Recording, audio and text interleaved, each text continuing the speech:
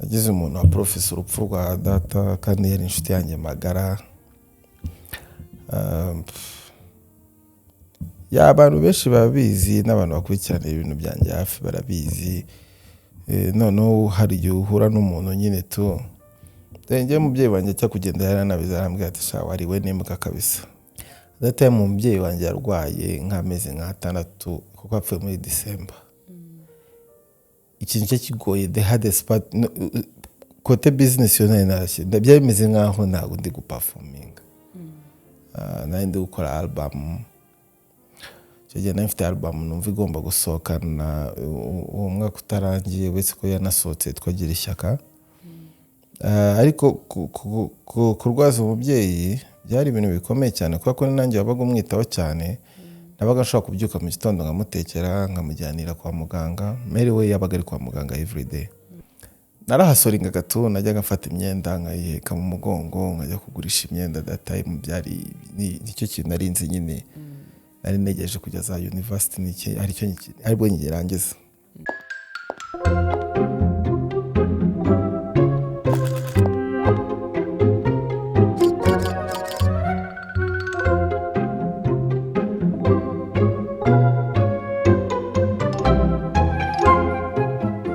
Muraho neza mbaye ikaze muri episode yacu ikurikiyeho nkuko nabibijeje nkuko murambibibutsa ni Dark Side nanone nabasezeranyije ko buri gihe umunsi ku wundi tuba dufite abatumirwa bagiye batandukanye kandi nabasabye yuko uko mureba ikiganiro ari nako muzajya mutwandikira umuntu atubwire wenda umuntu mwumva wenda ubutaha twazaganiriza nabyo ntimuzabyibagirwe. Ni Dark Side nanone mbahaye ikaze uyu munsi mbafite umutumirwa mushyashya ndabizi neza ko tugiye kuganira kandi namwe hari abantu biri bufashe nkuko twabivuze ni uruhande rw'umwijima tukaganira n'abantu hari abo bifasha hari abo bifasha kuva mu bundi buzima bari barimo cyangwa se abantu bihebye ariko bikabasubizamo icyizere. Mbahaye ikaze rero nanone ndongeye mbahaye ikaze mbafite umutumirwa udasanzwe uyu munsi ngiye kumwakira muri studio yacu. Gabiro ngo haye ikaze muri studio yacu. Yes, ni byiza ni by'agaciro. Amen. Yeah, this is good man. Ibi ni sawa urabona ko ikiganiro. Njye namaze iminsi nyikurikira by the way. Nkurikirana bimwe mu byo ugenda ukora. Ariko first of all, it's a good place. Lighting, everything. I mean, ni Dark Side at the same time it's deep. Even the environment feels deep. Yeah. So yeah, I'm pretty much sure you could tell Jani ikiganiro cyiza nyine kubera ko njye nawe we go way back. Yeah. Ibintu byinshi tuziranyeho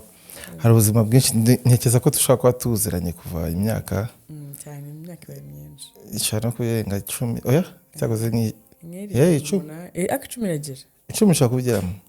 ubwo bwa mbere duhura ndumva 10 yabigezemo twari turi mu bintu byinshi bitandukanye nanjye nari ndumwana yasho ariko ya serere ni karibu hano ubwo ikiganiro ubwo gifite nawe ubwo ni cyawe ya ndahari tu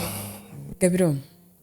Rero uyu munsi tugiye kuganira hari abantu benshi bakuzi ndumva atari ngombwa kugira kwivuga of course abantu benshi barakuzi na Gabiro.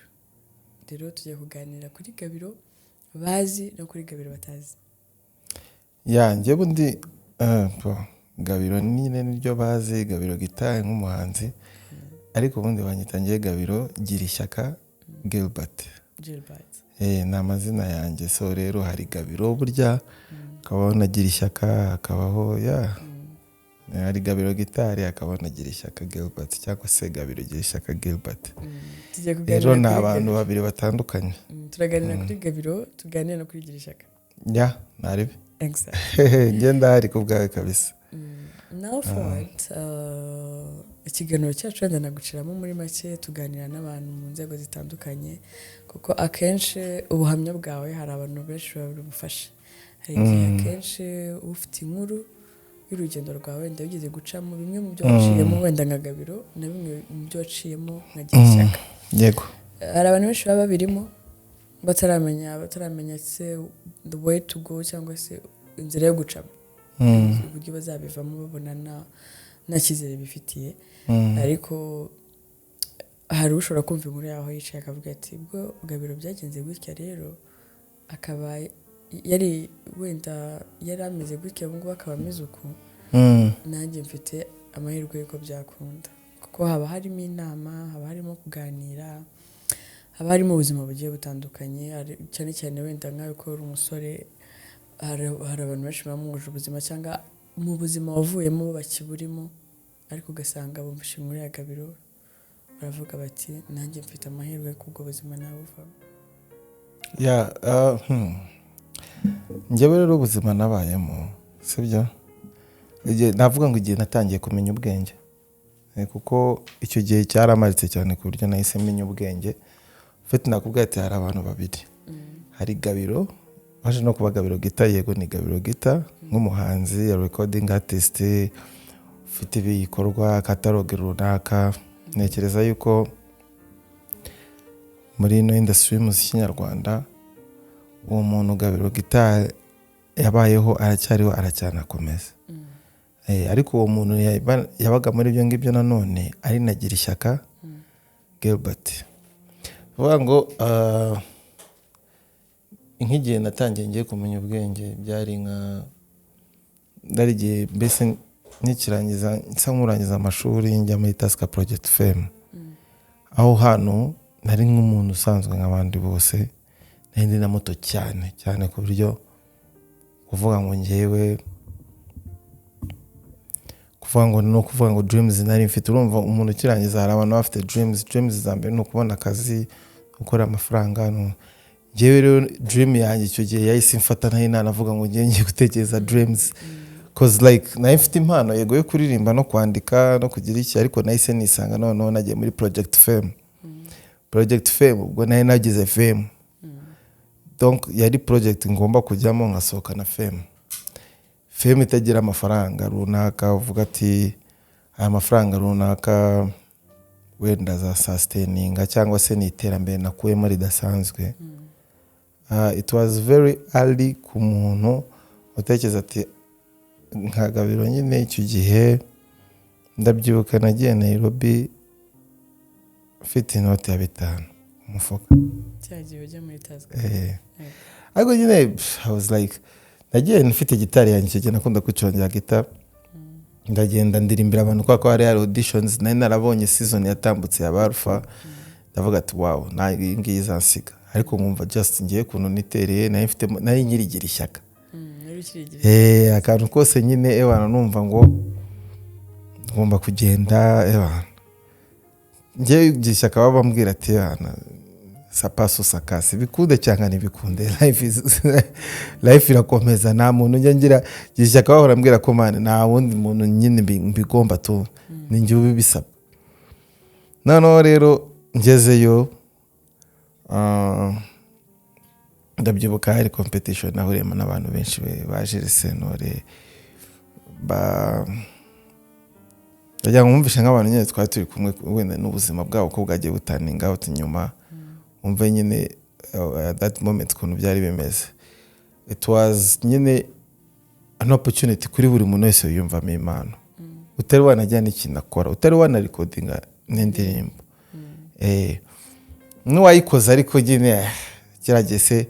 platform zari zese zadanje ku buryo umuntu uvuga ngo ni umusitari cyane ku buryo atajyamo hari, ahubwo that opportunity was yari opportunity ihagaze neza nyine at that time. Rero ndabyibuka nabaga ndi kumwe n'aba Payasi, n'abandi kumwe n'aba Jules Senore. Hari abantu benshi nibuka byenda n'ubu ngubu nibuka bagiye babinyuramo, hari n'abanzi benshi bagiye kugerageza biranga, ariko kubw'amahirwe at that time nabashije gukomeza. Njye nabonye nyuze muri izo, kwanza ndabyibuka twatura abantu benshi uwo munsi bagenda bamwe babaha amayesi akongera akanyuramo abandi amayesi akongera akageraho noneho yuko bazajyana n'izindi tips zabo bahisemo, bakagenda bagahitamo umuntu donc agahitamo abantu 3 bagomba ku representing. By the way bari abantu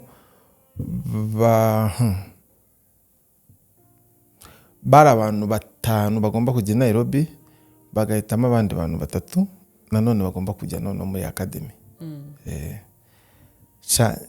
Baduhisemo rero kujya Nairobi turi abakobwa 4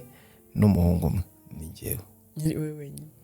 obviously nahise mbona yuko hazabamo akantu ka balance ariko ndavuga ati yagomba kuba uri competitive turagenda tumara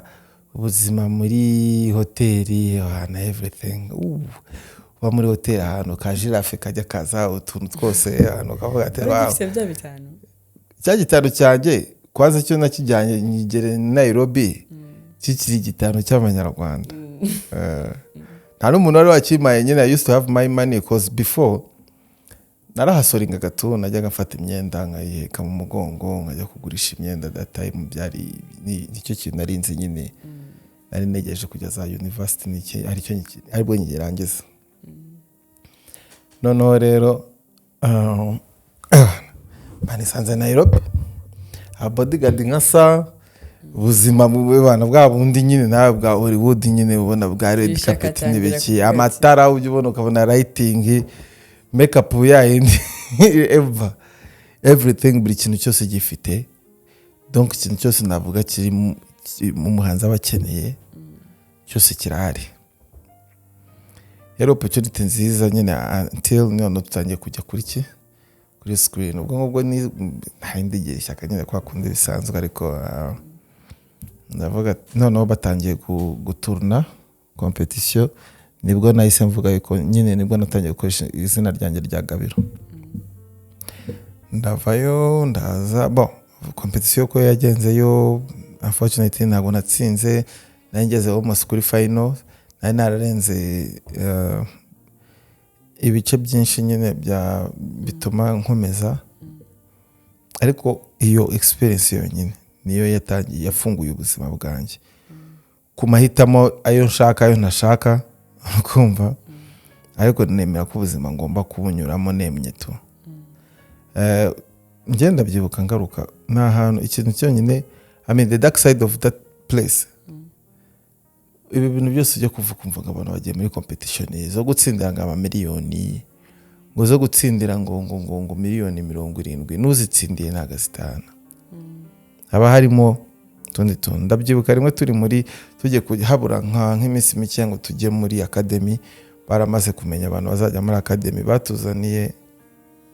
batuzaniye contract uzi igitabo cya dictionnaire cyari kingana gutya nabyibuka nandi mu cyumba cyanjye abantu benshi ngiye sinzi ukuntu ndi vibe mu cyumba cyanjye muri hoteli abantu niho babaga bari ku vibing abantu benshi n'abanyamahanga nyine tusize ukuntu nanjye it's always feels to me easy nyine kuba na connectinga n'abantu baba baraje ati muri cya cyumba kwa Gabiro baraje badukubise ibyo bipapuro imbere yari contract njyewe rero kwa ndi curious kandi umuntu uri educated mo somehow ntangira gutangira gusoma page ya mbere ya kabiri ngo kubikimwe gusoma page ya mbere ya kabiri ngo there is no time musinye urasinye usinye tabanje gusoma n'ibikurikiye buri muntu wese yahise asinya so for us byari ibintu biri wow ariko n'ubundi natwe twaba tuvuga ati man even if you don't win we are all winners that's the mentality buri muntu wese yari afite ariko nanone we didn't even get a copy of that contract hatuge tuzayiba abanyakinya n'abasikama n'abantu bambere n'abafrapperi bo ku rwego rwo hejuru ariko tujyamo ukajya wumva kumva barimo baravuga ngo uzatsinda azatwara nayo ariko to be honest ntabwo ari bibi ni byiza niyo fame umuntu yarayikeneye ku muntu ufite ntuze ariko like for me ntabwo nari ndi already prepared yo kuba navuga ati this is what I want to do in my life so it was crazy. Gabiro akijya kuri stage bwa mbere ni iki kintu cyamuje mu mutwe cyangwa before kuririmba rye uba ufite expectations zitandukanye ariko wajya kuri stage rero abantu bari kukureba cyane cyane ko uvuze ko bwari ubwa mbere ni iki kintu cyakojeje mu mutwe bwa mbere hari igihe umuntu avuga ati noneho mana hano nuhankura cyangwa ati mana yanjye ibintu ndabishobora yeah it was always on God kabisa n'umuntu wibuka that picture man it was I was betting on God kabisa it was on God everything my move was on God ariko haba ni igihunga giteye ubwoba ku muntu wari wese ni igihunga cya hatari kabisa cyetse nk'umuntu wari watangiye nko gusmokinga wenda babifata nkaho nyine ari urukumva ariko ku muntu wari conscious ukiri muto utekereza ngo abantu ngo bari kundeba gute ibihugu birenga 5 byose birimo birakora kuri televiziyo ni live streaming you get me ni live ya indi noneho muyirepeta nka 3 murepeta show inshuro nk'eshatu mbere y'uko iba on that day we already exhausted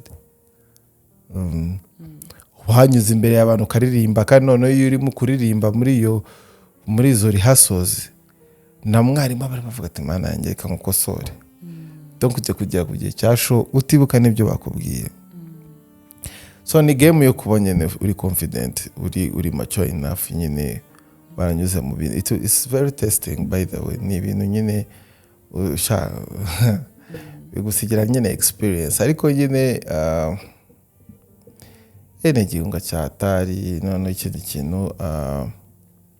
yiri mu bintu nk'ibyo by'igihunga even the food doesn't taste good niyo yaba ari ya hotel so the early mornings ya masaha mu gitondo mujya kurya ama breakfast y'abantu ayikubita kumva nage kuzamuka neza ubu already umeze ngiki so ibintu byari biri challenging. I just wish nyuko nabinyuzemo nkuze ariko ibyo bintu byose nyine those dark moments it was a dark moment by the way kuko I mean ndibuka feeling nari mfite icyo gihe it wasn't really yuko narindi popping nyine ndyoshye. That's crazy. Yeah. Hari Gabiro uri muri Kenya. Gabiro ugiyeyo? Yeah, nubwa mbere nari ngiyeyo, nubwa mbere nari influence. Nubwa mbere nari influence n'indege numva first time nagiye urumva nagiye like 3 times. Yo nagiyeyo na Africa sekera nk'inshuro nyinshi nko mu mezi nk'abiri nagiye kenshi ngaruka nitekereza kuko ndabyuka flights yose nabaga nafashe yabaga ari ku reflecting nyine what am I really into n'ubuzima ugenda ukajya ahantu nkaha ugakubitamo nk'ukwezi wirirwa kuri televiziyo bihoraho wajya usohoka hanze ugiye nko muri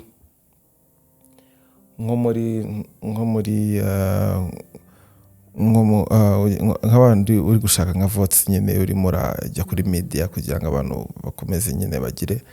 ugasanga abantu barakuzi nkuko bazide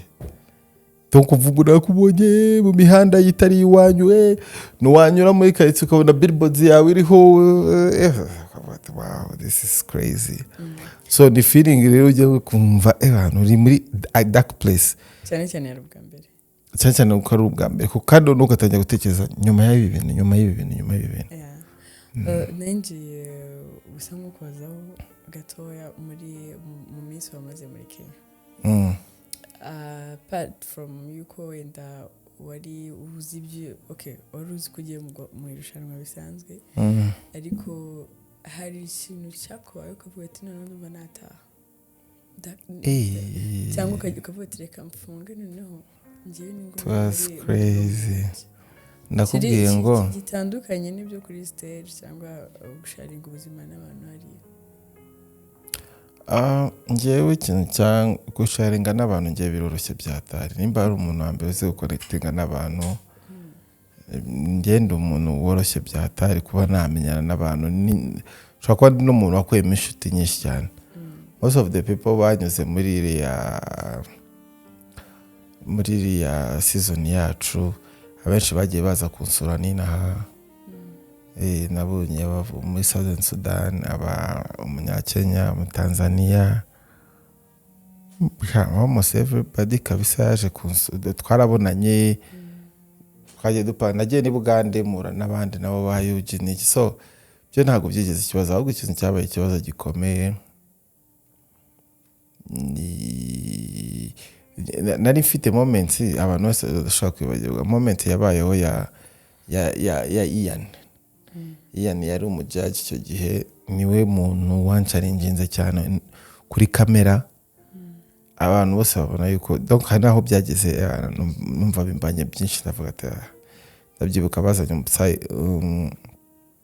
no mu therapist hari ahabaga bari mu therapist akakureba akakwanariza akajya yirirwa areba ashoka yavuga tura umuntu ashobora kuba afite ikibazo aramamagara ahantu twagiraga nk'akumba usohokamo nyine ako kumbi wakinjiragamo wahita uhura na muganga akakuganiriza akareba ko nyine utayi watakaza kongera yaranganije ambwa ati tongori isizi ati nawe twamubwiye areke biriya bintu arimo kugira ngo wongere ugaruke mu nyine neza ariko it was part of the game by the way nabibonye nyuma mbona ko yarantizingaga byatari kandi none adataye mu kumva ngo umuntu ari ni nk'uko umuntu wumva akugutizinga kuri kamera uri muri competition umuntu akakumakinga I mean someone making you feel less of a performance kandi no nawe uzi yuko nyine you are giving your best you get me so rero ibyo ngibyo nabyo that was very dark that was very very very dark ku buryo ari ikintu nzi abantu benshi bazi ko cyamaritse ariko it was just like ikintu nyine nanyuzemo ariko kingira muntu uri strong byatari kuko like I had to me in my life I had to embrace a lot of things kuko nabonye yuko that thing only came with a lot of responsibility byonyine byazanye na responsibility igize none gusohokamo rero competition irarangiye ufashe indege naje ndifletinga for 45 minutes nyine yo kuva Nairobi za mu Rwanda ndavuga ati this is it birarangiye ikintu nakuyemo se kidasanzwe ni iki nakuyemo cyakoze products zose abatera nkunga bari bafite afite amatablet ama Samsung ibiki bintu ngibyo ariko ntago nari nabonye bag kurumva nari nakurikiye bag nanjye nakundaga bag byataye igikapu nyine cyari kirimo miliyoni mirongo ingahe naje no kumenya nyuma yuko cyakoze hari amafaranga nayo bampaye something like 2000 USD twatsinzwe kuvuga ati benda basinye iki nabwo ngubwo nabomenya ari umuntu ndabuye kuko abandi wagomba kuyaguhabwa nyuma n'igihe atayagwaga ahita goyeza ugafata flight kandi tugende ngende naramenye ndabwira ati ani mani gutya n'uriya ni ndarambwira ngo yahe mani single there is no money ngo tuzakohereza navuga ati no I need that money ndakeneye kandi byute ntirimba atari ibyo reka mamagare basi director no gabiro do bari abari reka nkore kuyagera urumva ko nayo nayo yari hari yo kumva ko you have to be mature enough to know that they owe you money yuko wayafata ukagira ariko rero ubuzima bwakurikiye uyu mani it was very nko kuva hano hejuru rukikubita hasi kuko ikintu cyambere cyahise kimarika navuze ati no opportunity mbonye mu buzima ngiye kwikoresha kugira ngo nanjye mbe umuntu ari n'amahirwe yo kumenyekana ubwo naragarutse sanga hari ishuri nayo narasabye nsanga nabo barimaye nanjye no kwiga batangira kumbwira ati tuzajya tugushyira kuri website y'ishuri bari mu gushakira najya kubona yuko abantu kuntu hano hanze bamfata nk'umuntu kabisa w'agaciro ariko nyine nari namenya management ngubu nayo kuba narigiye university kuri nuze kuri scholarship narabigoswe byaragucitse nese nimba narindi kuri website y'ishuri kuri kakanu ko guhamagara abantu ngo babawe kamenga nyine ngo muzaze ngo kwiga ngaha ngo nagabira rahiga ngo naragoswe icyo gihe nari kuba narize imyaka yose kuri scholarship ariko nyine was at that time nyine I didn't know ntago nari nzi ngo ibi bintu nyine nabibyaza umusazi ntabwo narabona n'umuntu tuvuga urugero ubu ngubu turiho umuntu unyuze muri opportunity nk'iyo ngiyo yahita nakira cyane niyo atakura amafaranga kuko you understand ubu ngubu market yarikoze naraje sanga hari abandi bahanze hano hanze bo banagize n'ibyo baharura bakamenyekana kandi from nowhere ariko nanjye navuze ati nimba ari ikintu cyambere kigoye ni uko umusitari kaba ufite iyo fame wagakwiye kuri guperforminga udafite catalogue udafite n'indirimbo n'imwe iri recorded byasabye gutangira hazera icyo gihe na internet yabaga ihari yatanje byabaga ari ukujyana kuri radio ugakora indirimbo ukajyana kuri radio noneho ikindi kintu noneho kiri very dark njye naje kubona ukuntu industry yacu man industry yo iri crazy the dark side biri nka 99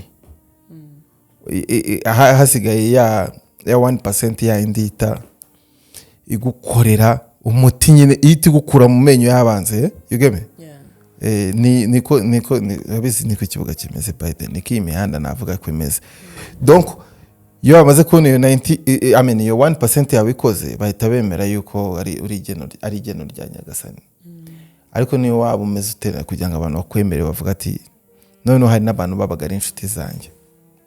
nze muri media nkamwegera nkumva arambwiye ngo nzaguha nka interview akahita mbwira ngo kuri kalenda mfite indirimbo nshyashya today ngo uzagaruka nyuma y'amezi 2 ngo nzaba narabaye free ngo mu matariki ya 20 ngo sitiri ngo kuri ya mbere uzambaze ngo mu matariki 20 nyuma y'amezi 2 and I was like man this guy akomeza tu hago nkagira na babandi nago nabyibagirwa nk'umuntu twitwa Tino bura niyo mpamvu ngiye bura royalty nicyo kintu cya mbere industry yanyigisha ikintu cya royalty buranga Tino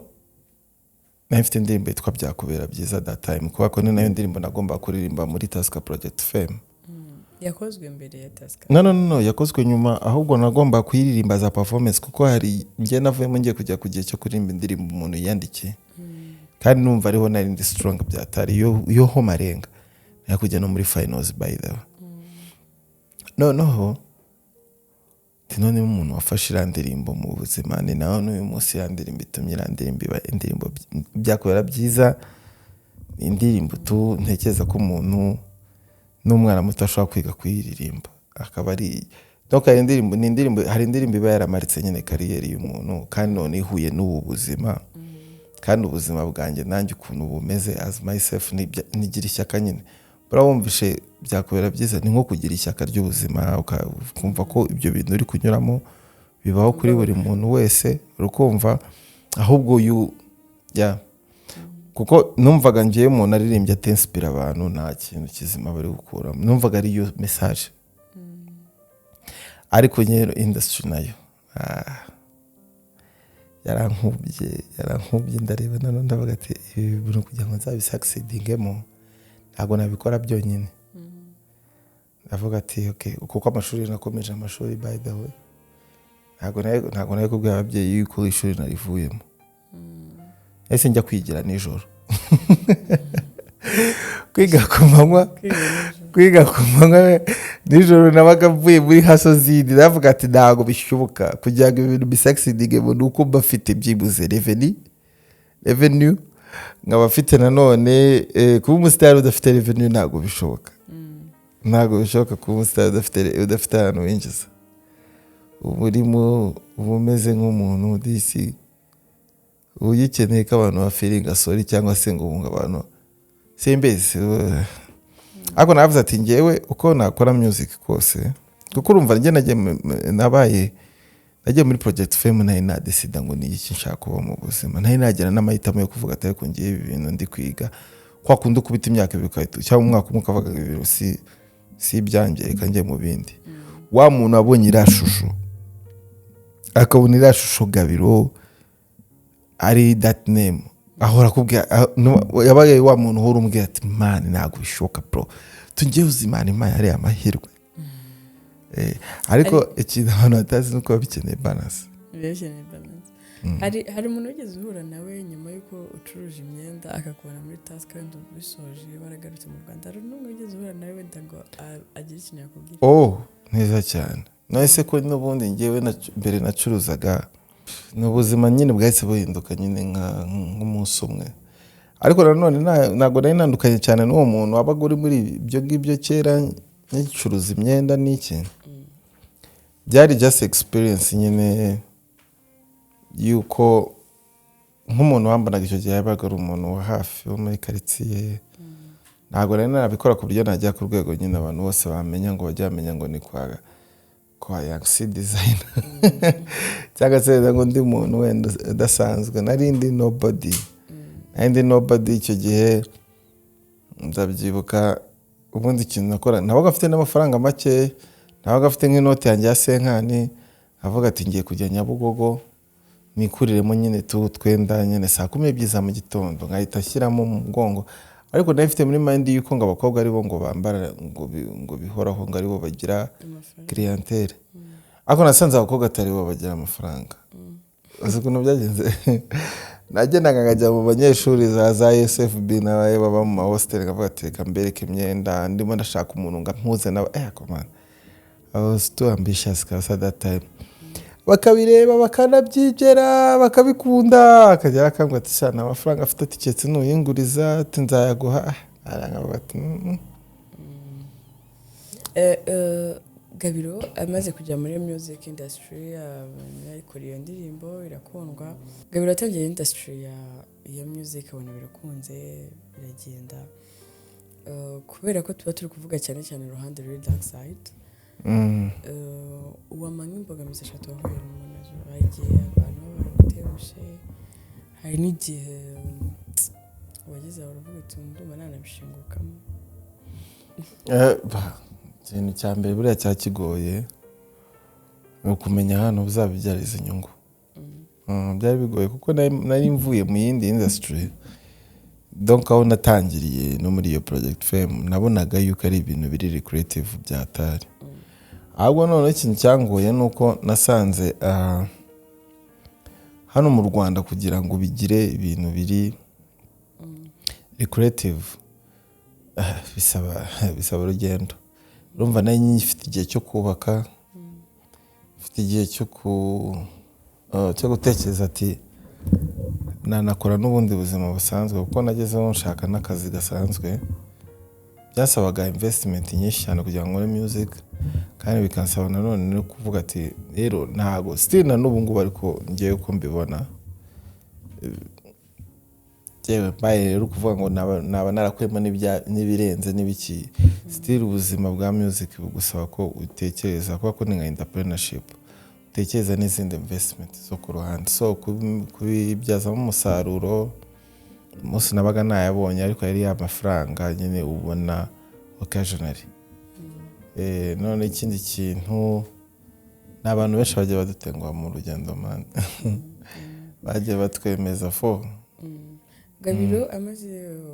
nyuma ho gatoya ko twari tuziranye naje kubona warabuze umubyeyi amaze no kwihanganisha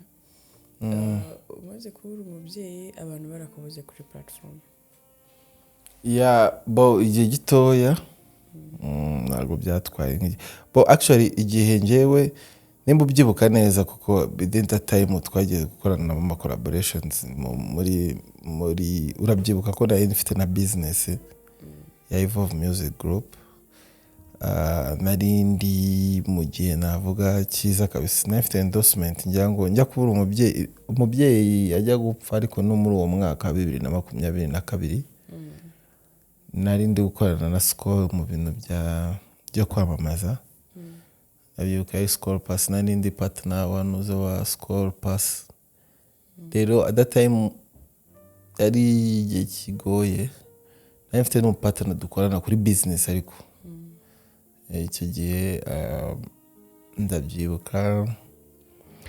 twari turi muri campaign rero ya Skol bari baratwemereye ko nimba dufite na shows zacu dukorana nabo as long as it's something ibintu byo organize neza tukamenya kuririmba za ndimbo za Skol Pass ibindi bintu byose bakatubona nk'aba donc tukaba twanabafasha muri iyo campaign muri activations zabo so rero at that time rero uwo mwaka wari umwaka ugoye kuko twagomba guteguramo n'igitaramo ndabyibuka twateguye igitaramo cya Ish Kevin at that time umubyeyi wanjye yarwaye nk'amezi nk'atandatu kuko apfuye muri December ikintu cyo kigoye the hardest part kote business yone narashye byari bimeze nkaho ntago ndi guperforminga nari ndi gukora album cyo nari mfite album numva igomba gusohokana uwo mwaka utarangiye wese ko yanasohotse twagira ishyaka ariko kurwaza umubyeyi byari ibintu bikomeye cyane kuko nanjye wabaga umwitaho cyane nabaga nshaka kubyuka mu gitondo ngamutekera nkamujyanira kwa muganga Mary we yabaga ari kwa muganga every day Mary we kuva wanjye yaba hospitalize mu kuntu ni nkaho Mary yabaye kwa muganga hari igitanda kiba kwa muganga abantu benshi barakizi yabanje kuba muri CHK abo bita muri Izere hari igitanda kibamo cy'umurwayi ni nk'intebe cyecuru wanjye yakimazeho nk'amezi nkangahera shani menshi kubera ko yararwaye kanseri. Byari bigoye ndabyibuka ntabaga mfite nka shows nk'ibitaramo ariko nkaba nzi ko nshobora kubyuka mu gitondo nkabanza nkamujyana wenda nk'agapotage utuntu ibintu nyine kandi nanabyitekeye. Byari bigoye byatari ibyo bintu kuko izo ni za moment urabona iyo kuri point yo kubura umuntu bano bumva nta kintu utakora. Hari n'abajyana ababyeyi babo muri za India na za natwe twabaga turi muri iyo mindset nta kintu na kimwe tutakora kugira ngo tumujyane. So rero iyo period yari period igoye guhuza akazi guhuza hit momentum nari mfite nari ndi hit kiragiye kabisa. I mean like nicyo gihe ngiye muri kariyeri yanjye nari mbonye ibintu bipopinga nyuma ya Tusker Project Fame. Nari nongeye kubona wenda nka MTN impamagara nkabona Skol hamamagaye no ndi na mukuru mfite na mind nkahita mvuga ati aba bantu rero aho kugira ngo dukorane gutyo gusa reka creating ikintu cya partnership tugatangira kwinjizamo none atari twebwe gusa amazina atari Gabiro gusa tutangiye gushyiramo na company yacu kugira ngo bizakomeze na nyuma kuko bari bashaka gukorana nawe n'uyu. Rero kintu cyane Evan dark side from that period nagize umupartner mubi byatari muri business. Nagize umuntu wa professor urupfu rwa data kandi yari inshuti yanjye magara. Abantu benshi babizi n'abantu bakurikirana ibintu byanjye hafi barabizi. Noneho hari igihe uhura n'umuntu nyine tu njye umubyeyi wanjye cyo kugenda yaranabiza arambwira ati sha wariwe n'imbwa kabisa. Ibintu byo kuribwa n'imbwa wa muntu mwamwe aragendanye urugendo rurerure kandi urumva buriya akeshi brand yari iri imbere yari nanjye uri kuridinga ari nanjye n'izo opportunities zose ziba zaraje kubera ko it was that moment nyine yo momentum Gabiro kuko Gabiro nakoze comeback urabizi ibintu bimera nkaho bifungutse gutya. Nubwo mbere natangiye kubona nominated mu awards ntago nabwo za Salax najya kumva bishyire yabo zaguma sinigeze njyamo kuko at that time ngende ubundi naranakoraga nkanaba no mu kindi gice cy'akazi. Nabaga ndi umu IT ndi kwikorera imirimo runaka music nkayikora ari nkayikora nk'ikintu ushaka kubaka kuko nari naramenye yuko kuba umuhanzi mwiza nuko ufite catalogue nuko bantu kwitonda ugakora indirimbo eda ni label izi gukorera cyangwa se ugomba kuzikorera kuko umuhanzi ni indirimbo. Ndiye ikintu cyakindaje ishinga no gusohora byakubera byiza nyuma yaho amahirwe nyuma yo Carolina nkabita mvuga ati ni fresh kaka dance nyuma yaho special iki none naravuze ati ngiye gukora na comeback nsohoye ira EP yari higikwe iriho na nyuma yaho nkoze na koma. Noneho rero no muri iyo period nari mfite album igiye gusohoka iriho Baneza Fioki guitarist iriho abantu nyine nanjye numva kuko okay momentum ndimo ndayifata nangiye kujya ku mashow meza nakoranye show na The Cool God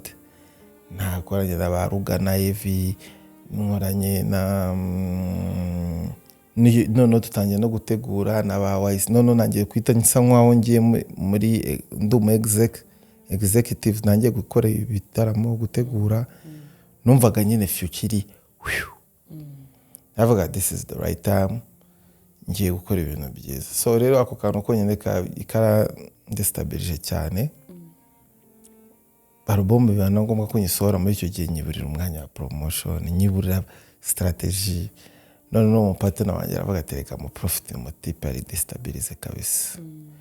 Nibwo ari nyine nawe yambereye umuntu nyine umunyamahanga cyane kuri njyewe ariko so is life. Buriya nimba ari ikintu cyambe ibintu bigari burya tujya twifuza kuba mu bintu bigari ariko Imana izagufashe nujya kukugeza kuri cya kintu Imana ikwifuriza muzakinjiremo wowe wenyine cyangwa se wowe ufite control yabyo kuko hari ibintu by'ibirondwe nyine Imana ibigomba kudukuraho mbere yuko ukomeza inzira zawe. So rero nyuma yaho byaje kubamo yuko haje kubamo ibibazo njye n'umupartner nyuma yo kubura data naramushyinguye mu kwa 12 kwa 2022 numva nduhutsemo gake kuba ko urumva kwa muganga nabwo ibindi bintu ndanabyakiriye ariko no music wise ntangiye kwita ngaruka icyo gihe nahise njye Burundi nyuma yaho nkora indirimbo yitwa Kure nkorana nahise mpora mbona move asavuga atereka nikomeze nikorera ibintu byanjye ubwo nari navuze ati nari namaze gusetura inganura mu partner wanjye navuze ati turatandukanye twari turi ku partnership ya business ntago byari ibintu byatari ndavuga atereka noneho turanatandukana dutandukana neza kabisa ntago ngiye kubwira ngo yasigayemo iki cyangwa nayo musigaye twatandukanye nk'abantu nk'uko abagabo bagomba gutandukana kandi bivuye byose kuri njyewe numva I moved on na zindi liabilities cyangwa se ibindi bibazo bishobora kuza izindi responsibilities za company yari company registered muri RDB n'ibiki ntari ndavuga ati noneho datarapfuye icyo ngomba gukora no gukomeza ubuzima. It was crazy buriya iyo ubuze umubyeyi noneho waranyuze nko muri iyo period y'ibiki byose hamwe you've given everything you got noneho ikindi kintu utangira kugira ni mix of feelings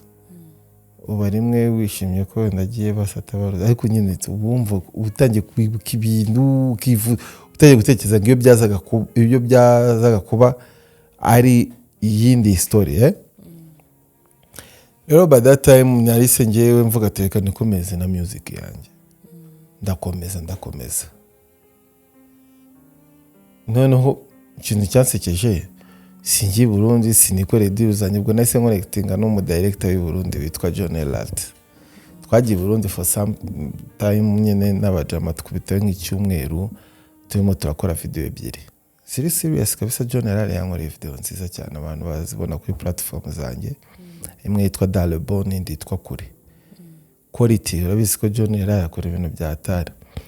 none ubwo ndimo healing ndimo recovering nyuma wenda y'ibindi bibazo nagize n'ibyo ngibyo bya spirit ya company n'ibiki byose ndimo ndashaka ikintu cya ownership ndimo ndashaka gukomeza kwikorera ibintu byanjye muri past nta kintu nasizeyo kibi nta n'ikintu mva cyankurikirana rero mva kuntu shitani ari mubi wa mupartner wanjye ngira ngo uranamuzi nawe abazimu baramuteye nimba ari agashyari n'ibiki ajya kunkora ngo lawsuit mu nkiko akora lawsuit y'ubufuti y'amafuti byatari hako njyewe mbona kuri WhatsApp nyine urabona when you get to know things nyine that's when you get to know bona lawsuit ye ndayisoma oh man this guy is crazy what is it ndabi urabona ukuntu umuntu ashobora kubishyira ngo wowe ngo Sonia ngo wowe tuvuga urugero ngo wowe ngo narakumanaginze ngo wowe ngo ibaze partner wakumanaginze imana ya partner wowe nagushoyemo amamiliyoni aya nagushoyemo ibintu ukatajya kubona n'ibindi bintu ngo mwari mufite office ahantu hanaha ngo yishyuraga amafaranga ya kandi you know the place already ntabwo na disiberating information nkizo ku muntu nyine mwagendanye ya life wozi y'abagari gushakisha a win on a daily basis urakavuga ati man this guy se arashaka kunyereka iye side iye dark side yiwe nyine ashaka kunyereka ko umugome cyane se bwana kugira gutya ndamuga ati wowe rero wowe bitewe n'ahantu twe tuba twaravuye waracyari petit joueur ahubwo ngomba kukugendera kure ariko ndicara jya gukora ibintu byita mediation ni byiza cyane ko tubiganire because you know the story jya gukora mediation ndamuga se bro where is the problem ari kumwe na lawyer we ntanjye mari nari nasabye lawyer we yuko tuganira kuko yabyanditse mu izina rya lawyer ari we kuko company nayo imusigiye no ngo ni company yari igiye consulting after that kandi under the name of nyene yiwe nkavuga ati my guy, ndavuga ati ariko ibintu ushobora kuba ari blague cyangwa se agira ngo nyine nawe wenda yararakaye cyangwa se wenda arimo arareba akabona ndi kwikorera muvu zanjye, wenda we ntago ibyo twari duhuyeho ntago tukibihuriyeho, cyangwa se wenda arashaka I don't know. Kanjye guhura n'umuntu tuganire mbere yuko tujya kwiteza abantu muki mu nkiko, urumva. Jama turahura none usanga n'ibintu yari yarabeshyero ya hano hari igihe ubeshyaruye ngo ngiye gufite document ibi roya nawe yakumva kumva n'ibyo akakoza atsikije. Hari igihe na roya ariko akumva kumva no mu mafuti ariko akatavuga ati azonga za going to give me money, it's just go guy rwose. Ndareba navuga ati ko Sean barapina gushoboka, ndavuga ati Sean dufitanye iki kibazo man. Ubwo nayo naje nyine with peace with love,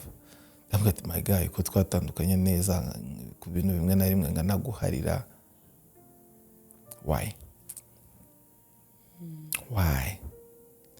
ni gute kubunabanye na famille nk'abantu n'abantu bose, why ndavuga ati kuki ushyiramo izi document man zo kuki ibintu byawe urimo urabyinvolvingamo famille yawe nimba dufitanye ikibazo ngiye nayo man, why can't we deal it? Urakumva ni ibintu byanshotse nyine tunuko ni ya story yanjye nigumaniye, ariko ni story nyine real yabayeho, abantu bagiye babona none nazira parading zo kunkubita mu binyamakuru akerekana ngo Gabiro ngo tumusubize. Ntago bavuga ngo Shoni akurikiranye Gabiro ngo miliyoni izi ahubwo bavuga ngo ifovu ngakurikiranye. Abantu rero babazi ko umuhanzi wese aba baramusinyishije hari amamiliyoni, none babumva ngo nimbara nakoze nayo tukabayita ngo ntago ari kubishobora udafite amafaranga. Ntago bazi technicality y'ibi bintu byacu, ntago baba banibuka ko wagiye muri za Taska Project Fame. Hari n'abandi bantu babadanje wenda mwanakoranye kandi ibintu twakoraga nawe urabizi ni ibintu. Rero nagezeho ndavuga ati man guy why tuyewe urimo urasuinga kuri 10M bro, wowe wari uzifite agasa twega tuzifite bro, ko twamuvigaga on kandi tukabona Imana ibirabikora. No na contract nayifite na Score, urukumva contract yayifite ya Score ya idea campaign ya Score Pass as a partner yari ku izina ryanjye nyine man. Ntago nigeze nshyiraho company, it was my own deal. Urukumva jama ebara mbona umuntu afite ishaza ntazishaza, urabizi ko njye nyama nta bintu byishaza niyo nakora akariro wandakara uyu munsi ejo wambabara, urabizi you already know. Jama we mu mutwe we muri bayidi urukumva muri coconut si ko gagomba kunturitsa miliyoni 10,850. Gose yumvaga nyine tubizamukiza bade nyuma yo kuba narabuze vie waje icyo gire cyashotse ndavuga ati wow.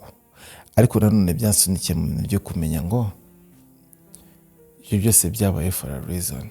Okay, reka two kubinyuramo cyane, ubwo nuko nyine I just have to open up because it's you Sonia, you already know. Kumva nabinyuzemo nabimazemo mu mwaka nabyishiyemo amafaranga y'umuroya, urumva jajja some ibintu akabata man abantu barimo bapfutura twa fake, abandi barimo barapfa container 15 zaguye mu nyanja, urukumva abantu bari mu bikiko. Ariko nubwo gambe nayo mbonye umuravuze ati ngiye nzanakwica ntanakwica nanakubonye, but nabirebye ndavuga ati yo iyi music yacu ifite dark side. Ibaza igihe cyose kimyihiringo ukajyana na cyagiye cyo kuvuga ati noneho ya ndakuze, I understand paperwork ibintu byose n'ibiki ukavuga ati ariko none ntago nzagenda njye nyine let me go with these people muri appreciating na buri kimwe cyose. Icyo kintu cyo kunjyana muri court, that was the dark moment of my music business. Ariko from that thing man navuye mu nyine ndi unstoppable man. I came back ntajya kubona yuko afite nyine signing imbwira ati Gabiro urakuze, do your thing man. Nubundi nene natangiye gukora ibyanjye n'ibiki n'ubundi kintu cya mbere nyuma yo kubona n'imyitwarire na mbere tugikorana nahise avuga ati I need my ownership, nkeneye gukora ibintu byanjye njyenyine. Ufite nicyo kintu cyonyine ngewe navuga ngo ni dark side nagize iri muri music, ariko iri no mu bundi buzima. Donc namenyerewe reality nyine yo kuba nubwo mbere ndi muri courtroom, ndimo ndaburana n'umuntu kandi umuntu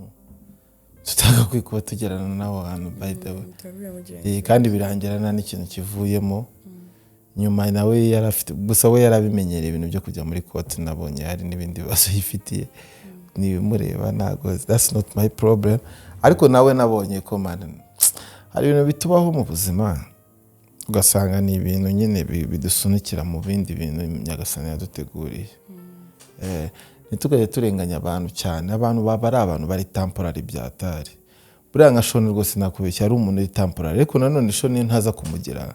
ntabwo ari guhumuka ku maso, usibye no kuhumuka ku maso ko yamimukira wenda niki shaka bisa nawe hari ibintu yankoreye, hari nari mukeneye nk'umuntu nanone kuba akora Shoni, twakoranye project zose. Donc ni igice cy'umuziki nakoze ntari ngenyine, kandi noneho tunaventuringa muri business. Hari n'ibintu byinshi nkora kubera Evolve nanone n'ikintu nari nakoze nakigiyemo ngewe. Abantu benshi bagiye badusponsoringa mu bitaramo byacu, benshi ninjye babaga ba Evolvinze. At least at that time nayo mbonye ikintu, donc nari natangiye kumenya uburyo na monetizinga music. Kandi none natangiye gutekereza n'ibintu bya retirement, ntekereza ngo niyo nanabivamo nta kuri bitaramo nazana abantu nagira iki ni nabyo, kuko twakoranye n'abanyanigeria benshi, dukorana n'amakampani menshi. Donc Shoni nawe yarafite aspect ya business ni sawa, gusa nuko nyine sometimes ntago namurega, ariko nyekeza ko atari kubungu ameze nawe wenda probably yiza amasomo ye, kwa ko birane nko gutripinga ntago aba ibintu byatari n'ibintu twese babigomba kudusunikira mu kumenya ngo yo accountability ukamenya ni gute. So nabundi that was the dark moment nagize muri Gabiro byagize bitya arakira, ibyo byose arabibona arabimenya bicamo biranerangira. Nafata ko nkaho ubu this time I think ko Gabiro ameze neza, I'm more chilled. Yeah, kabisa. Bize byinshi ubona byinshi, so you have to learn from that. Yeah. None gushimira cyane kubwo inkuru tubashije kuganiraho, ko byinshi tuba tubiziranyeho, ariko hari n'abandi bantu bagukunda baba bakeneye kumenya. Yeah, sure. Yeah. So hari another part of mu kiganiro cyacu tugiramo indi part twita a quote of the day,